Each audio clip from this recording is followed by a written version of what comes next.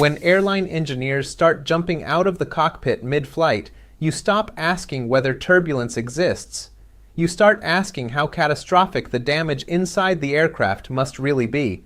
And tonight, that is exactly the question hanging over Donald Trump's legal operation after one of his own top attorneys, Tim Parlatore, abruptly walked away while federal investigations close in from every direction. Because this was not some routine staffing adjustment buried in the back pages of Washington politics. This was a criminal defense attorney with direct knowledge of the Mar-a-Lago classified documents investigation, a man who appeared before a federal grand jury, suddenly deciding that remaining inside Trump's legal orbit was no longer sustainable. And when experienced lawyers begin exiting a defense team at the exact moment judges are openly discussing sanctions, misconduct, and professional consequences, the story stops being about optics and starts becoming about survival. The timing here matters more than almost anything Parlatore actually said publicly. That is the first thing people need to understand. Jack Smith's investigations into Donald Trump were already entering a dangerous phase involving classified documents, obstruction questions, witness testimony, and the aftermath of the 2020 election. Federal prosecutors were tightening timelines, collecting testimony, organizing evidence, and building pressure around individuals connected to Trump's legal and political inner circle. Then suddenly, one of Trump's key attorneys exits the stage while reports swirl about growing judicial frustration with defense conduct behind closed doors. That is not coincidence. That is smoke pouring out from underneath a locked door. And then came the interview that made the situation even worse. Because Tim Parlatore did not simply say he was tired, he did not say he wanted to spend more time with family. He pointed directly at internal dysfunction surrounding Boris Epshteyn, the Trump advisor widely viewed as coordinating legal strategy among multiple attorneys. Parlatore openly described a situation where people inside Trump's own camp were allegedly blocking lawyers from properly defending the client. Think carefully about how insane that statement actually is. A former Trump attorney essentially admitted that fighting the Department of Justice was already difficult enough, but internal sabotage inside Trump world was making the defense nearly impossible. That is not a normal disagreement between attorneys. That sounds like a defense structure collapsing under its own weight. And notice what Parlatore did not say. He never confidently explained that the legal strategy was working beautifully. He never claimed the investigations were falling apart. He never said Jack Smith had nothing. Instead, he described chaos, interference, obstruction inside the legal team itself. Experienced prosecutors hear that kind of language and immediately recognize danger because fractured defense teams create openings. Confusion creates inconsistent statements. Internal conflict creates witnesses. Panic creates mistakes. Federal investigations feed on mistakes. This is where the story stops being another Trump media spectacle and becomes something darker. Because the American legal system does not care about campaign rallies, Truth Social posts, or applause lines on cable television. Courtrooms run on documents, sworn testimony, timelines, discovery obligations, and credibility. And right now, credibility inside Trump's legal orbit appears to be evaporating faster than his lawyers can walk out the door. And once credibility starts collapsing inside a criminal defense operation, everything else begins collapsing with it. Because federal cases are not won by television appearances, they are won by disciplined coordination, airtight communication, coherent strategy, and attorneys who trust one another enough to walk into court speaking with one voice. What Tim Parlatore described sounded like the exact opposite. It sounded like a legal team operating inside a permanent civil war while Special Counsel Jack Smith quietly keeps stacking evidence in the background. Imagine trying to repair a sinking ship while people below deck are drilling new holes into the hull. That is the picture Parlatore accidentally painted for the entire country. Now add another layer to this story that should make every experienced litigator uncomfortable. Reports surrounding these investigations increasingly pointed toward judicial frustration with the conduct of Trump-aligned attorneys. Not just disagreement, not just sharp exchanges in court. We are talking about judges signaling possible sanctions, ethical violations, abuse of process, and disqualification risks.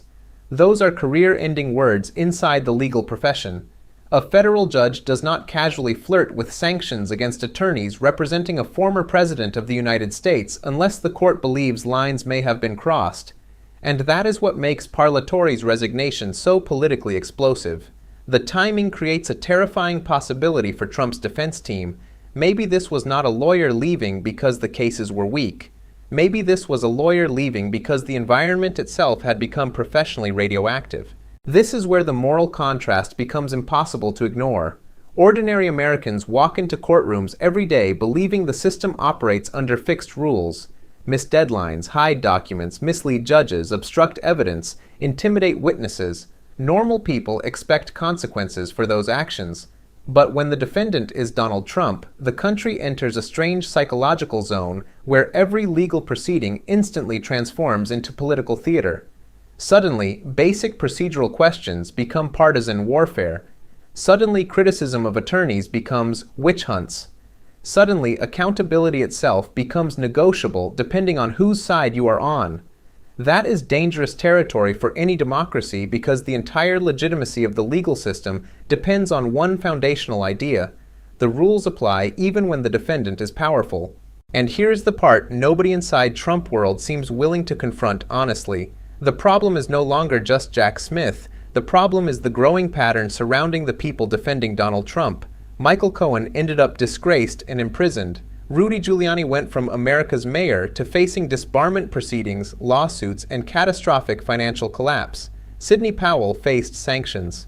Jenna Ellis publicly broke down in court while pleading guilty in Georgia. Attorney after attorney enters Trump's orbit promising aggressive defense and exits carrying reputational damage like shrapnel embedded under the skin. At some point, this stops looking like bad luck and starts looking like a system that consumes its own defenders. And again, pay attention to what Tim Parlatore did not say. He did not accuse Jack Smith of fabricating evidence. He did not reveal some hidden document proving Trump's innocence. He did not confidently predict total victory. Instead, he described internal sabotage, strategic dysfunction, and impossible working conditions. That omission matters because in criminal investigations, silence often speaks louder than outrage. Prosecutors understand that. Judges understand that. Experienced defense attorneys definitely understand that. Which raises a brutal question hanging over this entire story tonight. If even Trump's own lawyers increasingly appear afraid of the environment surrounding his defense, then what exactly are they seeing behind closed doors that the public still doesn't fully understand? Because the deeper you examine this situation, the less it resembles a traditional legal defense, and the more it starts resembling a collapsing command structure under siege. Multiple investigations, multiple jurisdictions, multiple judges, multiple attorneys rotating in and out under growing pressure while Donald Trump continues operating as though public relations warfare can overpower the mechanics of federal litigation. But courtrooms are not campaign stages, and federal judges are not rally crowds. A judge does not care whether a defendant trends on social media. A judge cares whether attorneys comply with discovery obligations, preserve evidence, avoid witness tampering, respect protective orders, and maintain credibility before the bench. Once that credibility erodes, every future argument enters the courtroom already poisoned. That is why the reports about judicial frustration matter so much, because judges rarely move immediately to punishment. The federal judiciary is typically cautious, restrained, almost painfully procedural. Courts create records slowly, they warn first, they document patterns, they establish timelines. Then, once enough conduct accumulates, sanctions arrive with devastating force. So, when observers describe judges signaling concerns about misconduct or ethical boundaries involving Trump-aligned attorneys, experienced lawyers hear something very different from the average cable news audience. They hear the early stages of institutional patience running out. And this is where the evidence stacking becomes brutal for Donald Trump politically and legally. Tim Parlatore exits. Evan Corcoran, another Trump attorney connected to the Mar-a-Lago documents case, already faced legal exposure involving testimony and attorney-client privilege disputes. Federal investigators reportedly obtained notes, recordings, testimony, and communications surrounding document handling and obstruction questions. Boris Epshteyn becomes the center of internal accusations from Trump's own legal team. Meanwhile, Jack Smith continues building cases methodically instead of theatrically, piece by piece, witness by witness, document by document. Like a prosecutor constructing a wall, brick by brick, while the defense team argues about who forgot the cement. And then Donald Trump does what he almost always does when someone leaves his orbit. He rewrites the breakup story publicly. Suddenly, the departing figure was weak, incompetent, disloyal, unnecessary. The same cycle repeats over and over because admitting abandonment would require admitting vulnerability, but that strategy carries its own long-term cost. Elite attorneys watch this pattern carefully. They see what happens to lawyers who attach themselves too closely to Trump's defense operation. They see careers damaged, finances destroyed, reputations shredded, and in some cases, criminal exposure becoming frighteningly real.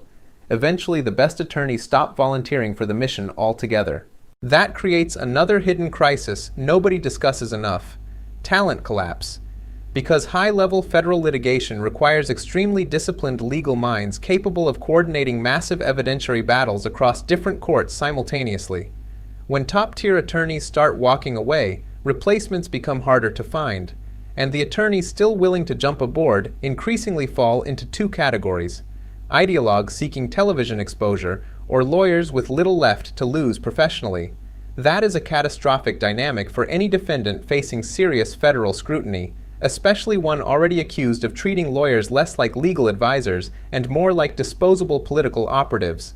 But underneath all the procedural drama lies the larger moral question this story keeps forcing into public view. What happens to a democratic system when political loyalty starts overriding legal ethics? What happens when attorneys begin fearing not just opposing prosecutors, but their own client environment? What happens when courtroom strategy becomes indistinguishable from public propaganda? Because at that point, the damage spreads beyond Donald Trump himself. The damage reaches ordinary Americans trying to decide whether the justice system still operates according to evidence and law, or according to power, intimidation, and narrative management.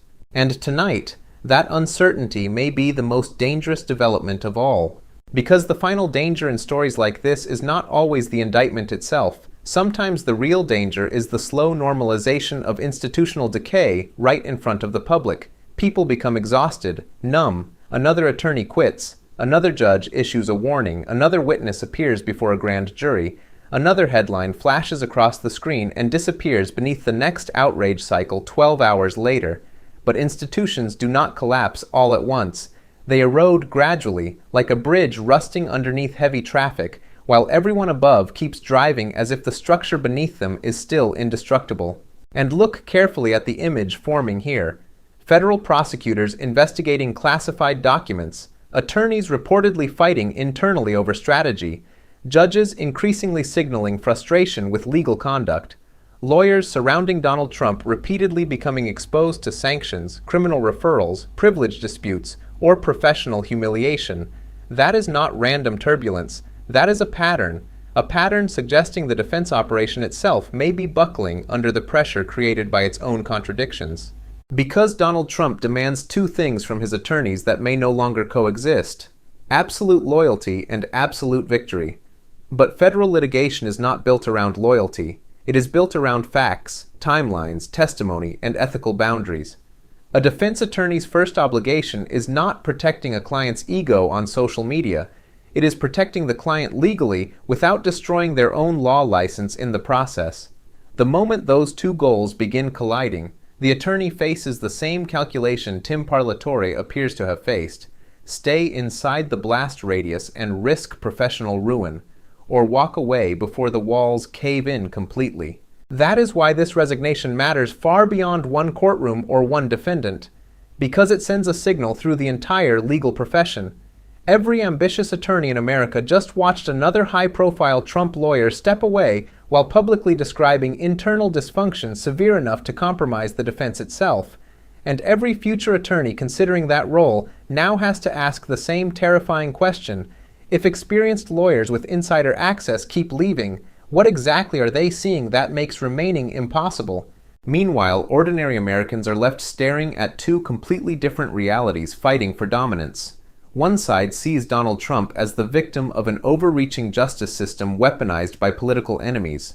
The other sees a former president surrounded by chaos, obstruction allegations, legal instability, and a revolving door of attorneys unable to survive the environment around him. But regardless of political affiliation, one fact should disturb everyone equally: public trust in the legal system is being stress-tested in real time. Because if Americans start believing that laws only matter when they are convenient for powerful people, the damage does not stop with Donald Trump. It spreads outward into every courtroom, every prosecution, every jury verdict, every future investigation. The entire system depends on citizens believing that evidence matters more than status, that legal ethics matter more than political loyalty, and that no defendant, not even a former president, exists beyond accountability. And tonight, the image haunting this entire story is brutally simple. A seasoned defense attorney looked at the battlefield surrounding Donald Trump and decided the safest move was not to stay and fight, but to leave. That should make every American stop for a moment. Because when the people closest to the fire start running, the rest of the country should probably start asking how big the flames really are. If you enjoyed this breakdown, make sure to like, comment, share, and subscribe. And tell me in the comments, do you believe this is still a functioning legal defense strategy? Or are we watching a slow-motion legal collapse happening in public?